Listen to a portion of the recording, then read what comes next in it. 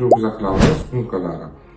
Bu juda ham muhim masala hisoblanadi. Sababi sumkalar hozir ko'rgansizlar ko'chada qopchalik, bitta yelkaga osib yuradigan, bir qo'lida ko'tarib yuradigan hamda har xil turdagi ryukzaklar chiqib ketgan. Bunday ryukzaklarni mutlaqo tavsiya etmaymiz. Sababi bu farzandimizni qad qomatini buzilishiga hamda umurtqa pog'onasidagi patologiyalarga olib kelishi mumkin. Ryukzaklar albatta ikkita yelkasiga barobar taqiladigan hamda 3 kilodan og'ir yuk ko'tarilmaydigan bo'lishi shart.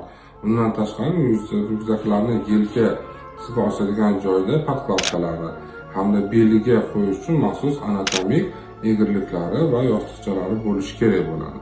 Agar farzandingizda 7 yoshgacha umurtqa pog'onasida muammosi, patologiyasi, qomat buzilishi shakllangan bo'lsa, unda qo'li bilan sudab yuradigan ryukzaklardan foydalanishni tavsiya etamiz.